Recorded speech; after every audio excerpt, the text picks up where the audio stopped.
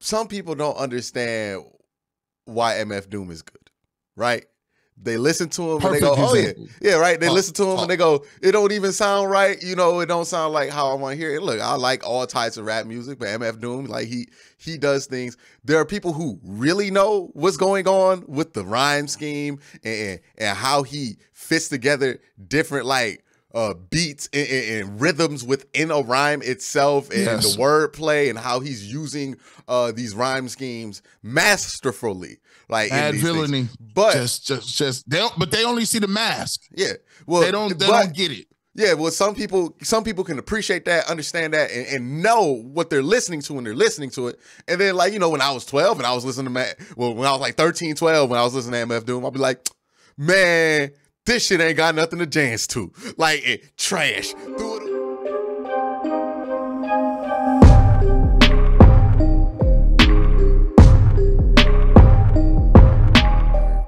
There's this disconnect between it's like I'm gonna compare it to hip hop. Okay. You know what I mean? Threw it away, right? Yeah, because it didn't have the specific thing that I was looking for, that I knew to look for, which was a beat, right? And I think that's what happens with Myles Garrett is, you know, there are people like me and you who look at this film. We love talking about trenches play, offensive, defensive line. You have high level experience in that situation. And we look at a dude like Myles Garrett because we see what other dudes are not capable of in the NFL because we watch him all the time. And then we see Myles Garrett Euro step somebody and we're like, that's not normal. Right? Like, you know, we see that's a special move. We see what normal teams, like when we see Cam Jordan, right? What teams do to try to get him out the game. And then we see the effort that coaches make to get Myles Garrett out the game. It's completely different, right? We see these things that are harder to see, not because we're superiorly intelligent or anything, but we're more exposed to the deeper and more complex nature of that position by watching it and really indulging ourselves in it. So, you know, when Myles does something that's not necessarily going to get him a sack, but he's going to hold the attention of 3 or 4 people just by being him, or just by doing a specific move where he's just trying to maintain outside contain or something like that. And then that frees up somebody. We see that and go, okay, cool. I think a lot of people, they watch football, they just watch the ball, which is a fine way to watch it, right? If you're not going to try to like analyze and do all this other stuff, most people just kind of watch the ball. And if you just watch the ball, you're just going to notice who gets the sack on the defensive line.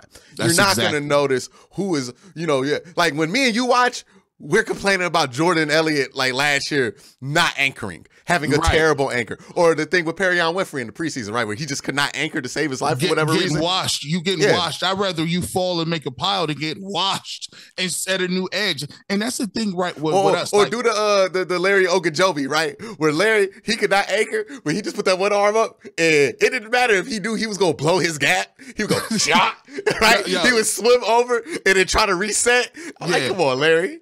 Come on, Larry. Just try your butt. There's so many tricks to the trade, like, right? You know, then when you be up front, see, people don't understand. It's a lot of angles involved, and you always got to keep leverage. Like, everybody has a gap, right? So think about how difficult it is for Myles Garrett to have contain, right, on the majority of plays. And to have to contain, you on the outside shoulder to tackle, right? Mm-hmm. So think about this. The tackle knows you can't really ever go inside. That's not your gap. You're now in B gap.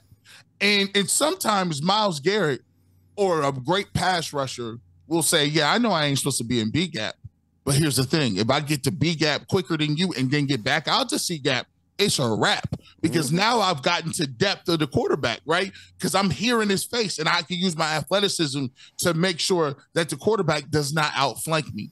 And there's all these different levels and games that people play up front. And the thing that really is impressive about Myles Garrett that a lot of people don't understand is when you got a double team, right? And a tight end is trying to double team you, and he doesn't even give you a surface to double team him. He's skinny. He's getting to a place where you can't even really double team him like that. And that kills offenses, because that means that tight end is not out in the route. That means he's not releasing out in the route trying to catch a pass. Mm-hmm. That means if he's not in the route, that means you got another person that can either then blitz because you can green dog it. What we like calling it is basically, hey, if that guy blocks, you can blitz. You got an extra guy in the rush. Or he chip blocks. Yeah, he chip blocks. And that means that you can have your outside corner play deeper leverage than what he would normally do because you know that route's coming out late. Yep. Right? Yep. It's timing. Timing is all part of it. And then here's the thing. Now he's getting it to the point, and I know you've seen this. Now they putting the back on that side. He got the tight end. They switched it, the cover. They slide the protection towards him, and they got the back over here. Now I'm sitting here looking like, to me, and that's why you can have. How could you have a game and be the greatest, highest player, and you don't have the production? I'm like, easy. There's 3 dudes over there. That's 3 guys that you're allocating resources to, one person to block. And it's like we understand this concept when it comes to defensive backs, right? Because if it's somebody's shut down corner, we're not like, well, he doesn't have the interceptions. We go, they don't throw to his side. And people usually go, okay, yeah, that's a reasonable situation, right? But when it comes to defensive end, we don't have that same idea where it's like, well, he doesn't have the sacks or tackles for loss. They're not letting him because it's like they're moving everything away from Myles. Like Pittsburgh's whole game plan was, let's get away from Myles Garrett. Right? We'll live with everything else. But as long as it's not 95 that is murdering us, we are all right. You know how good you have to be as a defensive player for Mike Tomlin. And I know Mike Tomlin doesn't draw up the offensive game plan, but if you really think Mike Tomlin has no involvement in a Matt Canada game plan, he's privy. You're fooling yourself. Mike Tomlin has been. This is one thing I don't get. Why people act like especially for a dude like Bill Belichick or Mike Tomlin, dudes have been there for 15 years. Why do people act like they don't know anything about the other side of the ball? They first of all, well, you know this coming. The graduate assistant program coming up through high school, coming up through college, you know everything. Everybody coaches everything. Like you go from the tight end coach to the DB coach. I promise y'all, Mike Tomlin would be a better offensive coordinator than like half of the league's offensive coordinator. He's too experienced and he's too good of a defense. You think if he's that good at defensive coordination, he doesn't know what he's talking about on offense? Yes. Because to be good at defense, you have to know what the offense is doing. Like, but people just believe. I tell you, people like they hear. Yeah, he was a defensive coordinator and think he just stopped learning at that moment that he was a defensive. No, man, he has a ton of involvement in the offensive game plan. And when Mike Tomlin, who is one of the best defensive minds next to Bill Belichick in this era, goes, that dude want nothing to do with him, right? How many times with Mike Tomlin have we heard stories leak out of he wanted us to take Trent Richardson, or he was happy about the players that we took because he knew them dudes wasn't that good, right? And how true that was. Now he's looking at our guys like, man, Myles Garrett or Nick Chubb. You could tell Mike Tomlin would stab his own family in the back to have 24 on the Pittsburgh Steelers, right? That's why he drafted Najee, right? He would stab he would do so many dirty, low-down things to get, because when he talks about Nick Chubb, he's like, ain't nothing you can do about Nick Chubb. Like, nothing. You know what I mean? Nothing. Like, that's Mike Tomlin. You know what I mean?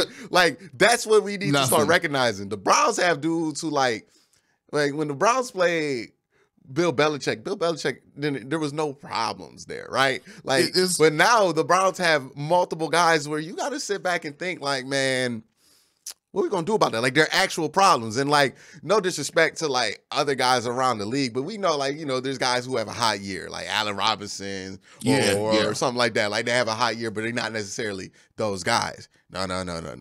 These aren't dudes who have hot years. Nick Chubb's worst full years of running back is better than most dudes' career years, right? Joe Mixon, for example. Mm-hmm. Nick Chubb's worst year is years above Joe Mixon's best year. Joe Mixon's a decent player. He didn't even start. Like they had Carlos Hyde playing. He only played 9 games, started in 9 games that year, almost had 1,000 yards. Like he's different. Right, like this is a different beast. He was on kickoff coverage, Hugh Jackson. Wow, See, Hugh, I know he was killing them in practice too. This is why I know Nick Chubb was killing them. Nick Chubb against the third team, he had to be killing them in practice. This is why Hugh Jackson gets slandered, and I can't even protect you, Hugh, because it ain't about it wasn't never about you telling Baker Mayfield congratulations, you on second team. It was the fact that Nick Chubb was not playing from get-go, and I can't even step in front of that car. Behind Duke Johnson and Carlos Hyde, dog. Like, it'd be one thing if you had him behind Carlos Hyde. Okay, he's a rookie, first 2 games. But dog, man, you had him behind him and Duke Johnson. Not Duke. And let me ask you this. I want to get before we wrap this up, I want to get a little piece of this in here too. Listen, we talk about what we got, right? Obviously anybody's crazy if you don't think Chubb and Myles Garrett is dope and JOK is, on his way and all that stuff. Let me ask you about this. One person that they don't think is dope, and we've been talking about this for a minute. How many more games before the Jacoby Brissett slander stops? Like, what does he have to do? Like, what game does he have to hit? What yard mark? What imaginary goalpost does he have to get to before people start to be like, hey, man, maybe he is just better than Baker. Maybe he's playing like a top 10 quarterback. Maybe he just is this year. Or is it always going to be something new they're going to throw at you to say, well, nah, this is just it's a mirage. Wait till the next shoe drops. I would say there might be some people he can get through 11 games and maybe he's like 9-2 and people would still do this with them.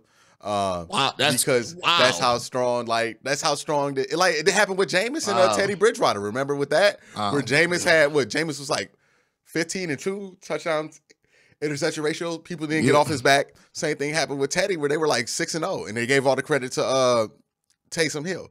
So we know how this goes down. But when it comes to Jacoby, people who are paying attention, they're already convinced, right? Like I didn't need to be convinced at the beginning of the year. I was my opinion really hasn't changed. People just caught up with me, right? On this whole Jacoby Brissett, because I've been saying this since February. I think he'll be fine in this offense. This is a very good offensive situation. And I think Jacoby's playing well. I think there's also an understanding that, hey, people talk about Cleveland all they want and made all these excuses for Baker Mayfield, but what was the one thing we said all summer? This is as good as a situation as a quarterback could ever be in, right? This is why Deshaun's here, right? Because this is as good as a situation as a quarterback can be in. And we're finding that out, right? Kevin Stefanski's an excellent coach. Calls great games, calls good plays. When the plays get executed the way they drawn up, all of a sudden, the play caller looks better, right? When the quarterback plays not at third, how's that play calling looking like in Carolina right now? Probably looking terrible, right? Bad execution makes for bad play calling all the time, 100% of the time. Good execution makes geniuses out of dudes like Zach Taylor, right? Because Zach Taylor not good. He's not good. Everybody knows he's not good. But you know who is cold? Joe Burrow and Jamar Chase. They might be, 2 top 5 dudes at their position? Yeah. Facts. You're going to make geniuses out of people like that. And that's what's happening with Brissett. He's in a really good situation.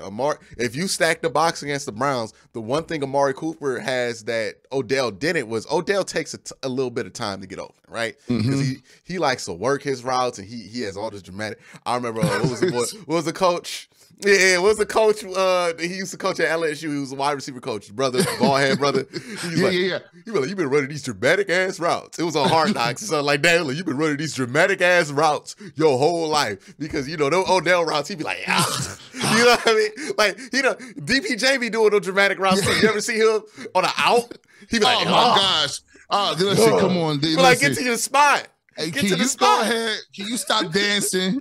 You auditioning for Dancing with the Stars? Oh man, these breaks. You know what I mean? This is just the most dramatic body language in the world. And in this offense, I think it's more beneficial with the dude like Coop. Coop ain't got no body language. Coop runs around like a robot. And he don't even be moving his upper body. He just be moving his legs. No, everything stays still except for his head, right? His head and eyes are where they need to be to throw you off.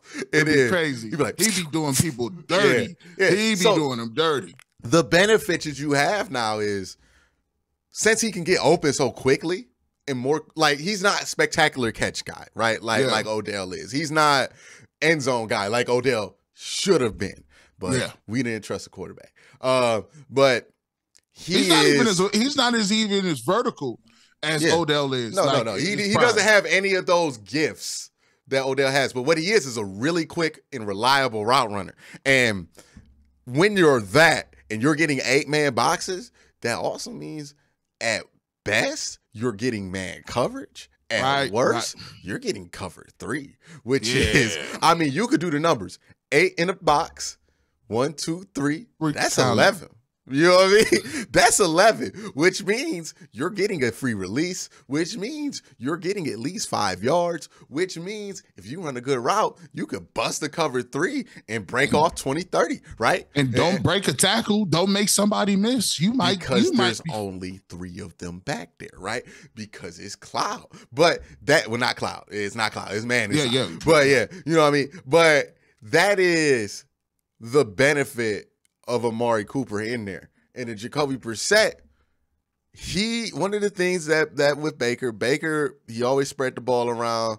Why he did that, I don't know. I felt like it was more of a less. Baker had to feel like he was the dude. Right? I'm spreadonomics. Yeah, I don't like spreadonomics. I'm not gonna lie. He had a couple of games where I was like, he's the reason. I see why. But I want my guy. But he didn't know how to use the cheat code, right? Yep. Like that's the cheat code. That's the one thing. Josh Allen, he used that cheat code. Derek Carr, he used the cheat. The best quarterbacks in the world, when they see the cheat codes out there, they use it. And that's what Jacoby Brissett, he's smart enough to not overthink it, right? Mm-hmm. And he's just going to go, cheat code, Amari Cooper, boom, okay, 15. You know what I mean? We saw it in the game. He went to Amari Cooper like 5 straight times. And then once they were like, we're going to cover Amari Cooper now. Oh, y'all going to do something about that? Okay. There you go. David and Njoku. And all you need is 2. All you need is 2. That's all you need is 2 cats. Once you move on to this, I got this, right? And that's the brilliance in its simplicity of this offense is what Jacoby Brissett brings to it is he realizes it doesn't have to be this complicated because when you have Nick Chubb, Kareem Hunt, and the best offensive line of football, it's not really complicated. You're not seeing a bunch of teams aren't gonna UFO you, right? Like the Romeo Cornell defensive days, right?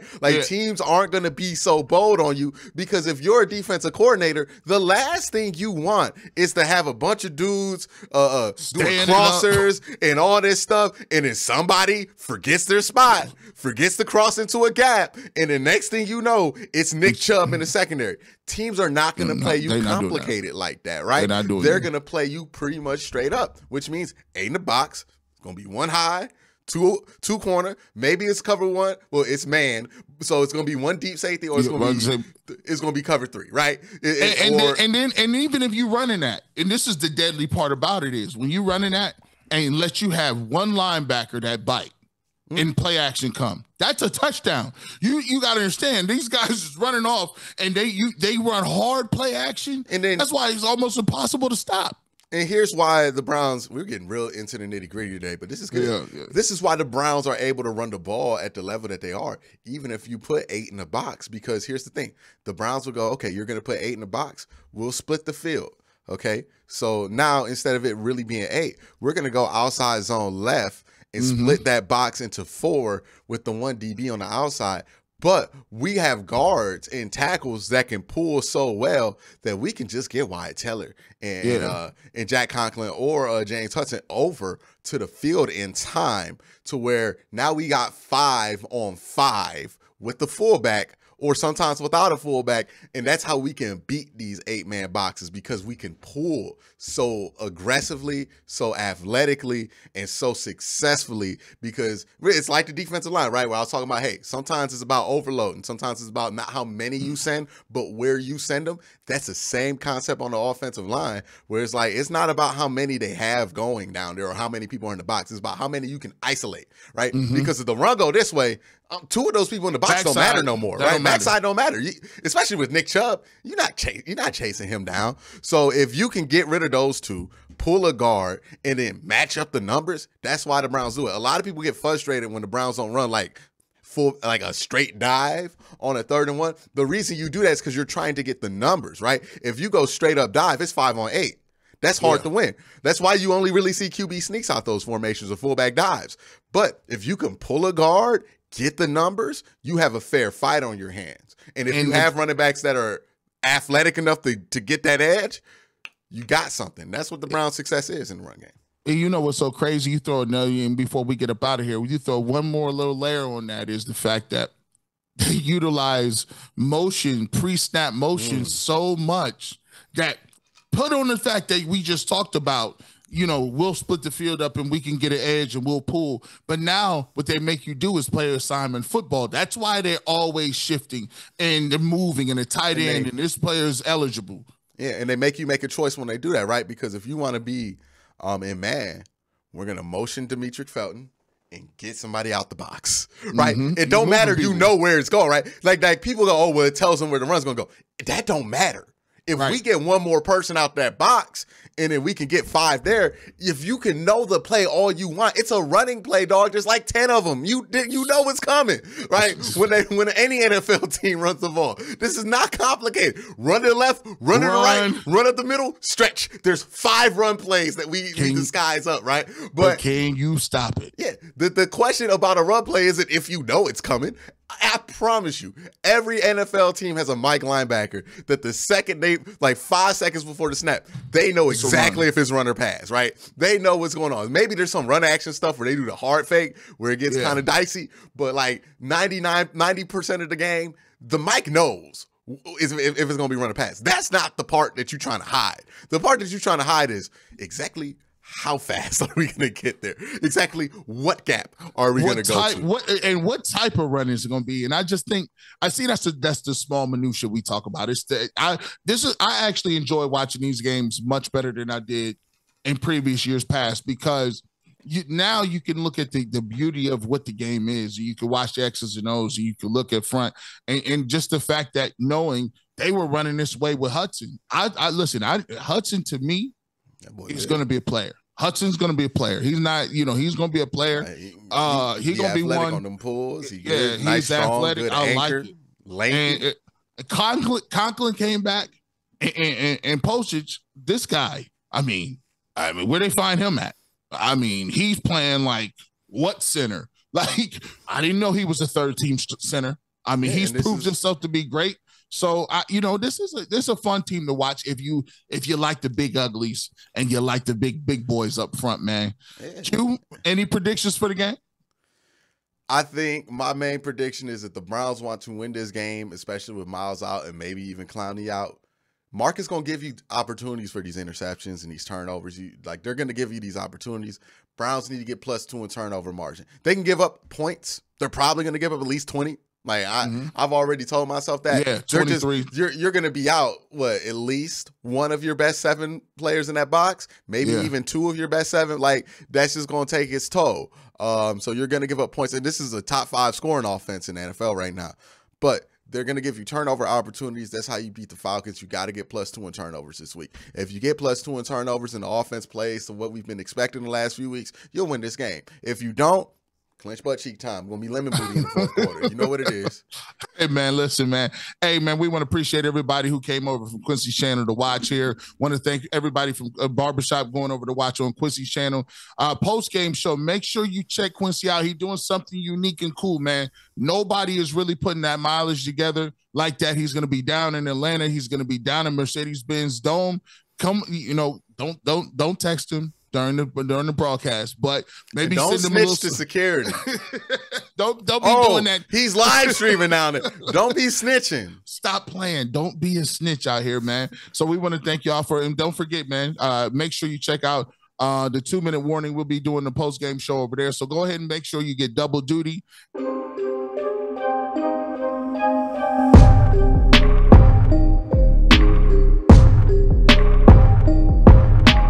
And for GB, this is QC. And we'll talk to you guys next week.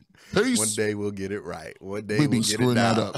We'll be screwing that up, taking L's. The execution is bad right now. False start. We got 2 men in motion. Yeah. 5-yard penalty, restart more first down. miscommunication going on in the secondary right now. It's gonna be all right.